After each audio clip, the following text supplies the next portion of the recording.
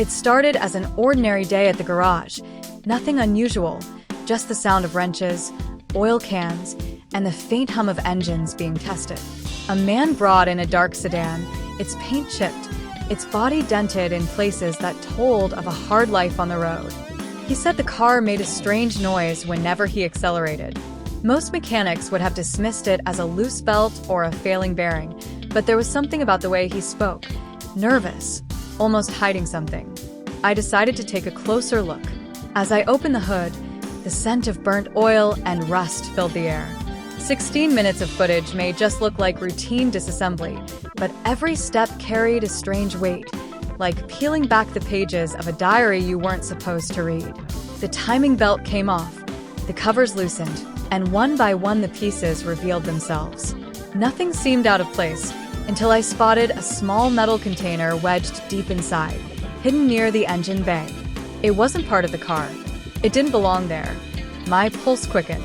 At first, I thought it was just debris, maybe something that had fallen in during a previous repair. But when I pulled it out, I felt its weight. Heavy for its size. Too heavy. I wiped the grease from its surface and saw faint engravings on the side, numbers etched with deliberate care. Coordinates. I froze, staring at them, wondering why anyone would carve coordinates into a piece of metal and hide it inside a car's engine. This was no ordinary repair anymore. I glanced at the owner. He was pretending to scroll on his phone, but I could feel his eyes flicking toward me, watching closely, as though he wanted to make sure I didn't discover what he had left there. My mind raced. Should I confront him? Should I pretend I hadn't seen it?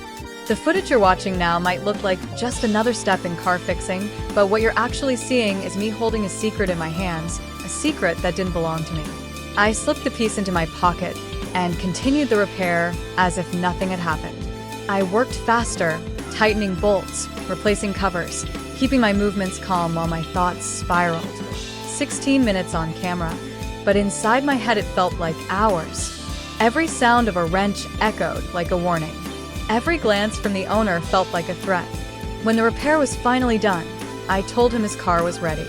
He paid quickly, too quickly, and drove off without another word. That night, I couldn't sleep. I took out the metal piece and studied the coordinates under better light. They pointed to a location just outside the city, near the docks. Curiosity burned through me.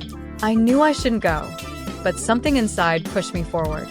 The next day, after closing the garage, I drove out there. The docks were quiet, the water still, the air heavy with salt and diesel fumes.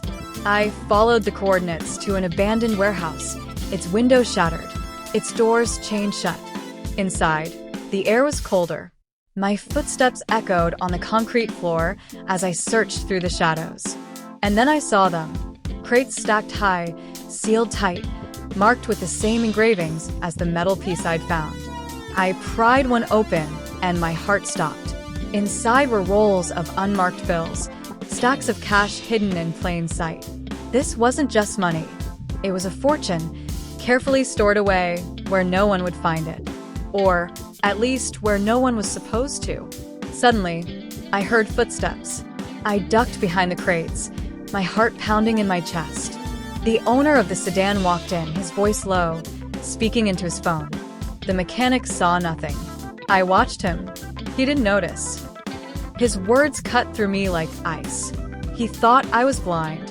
He thought I hadn't discovered the truth. My hand tightened around the metal piece in my pocket, the one thing that tied him to this hidden empire.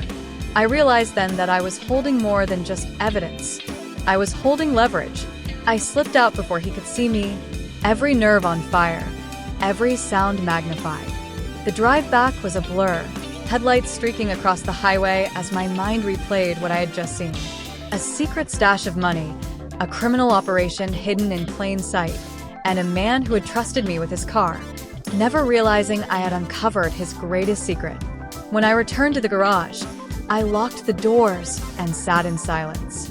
The metal piece lay on the table, its coordinates etched like a curse. I knew I had a choice. I could turn it in, risk becoming a target, or I could keep silent and pretend none of this ever happened.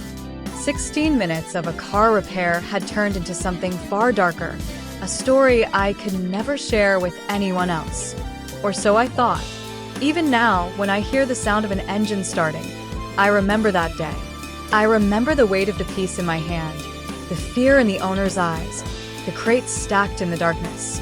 Most people see a car as just a machine, a collection of gears and wires. But I know better. Machines can hide secrets.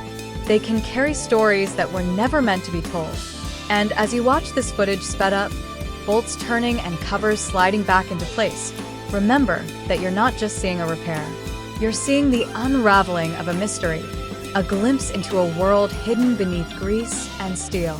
A world where every sound, every scratch, every misplaced object could mean something far greater than it seems. So the next time you hear a strange noise in your car, think twice before you assume it's just a loose part. Sometimes, the sound you hear is the echo of a secret, waiting to be uncovered.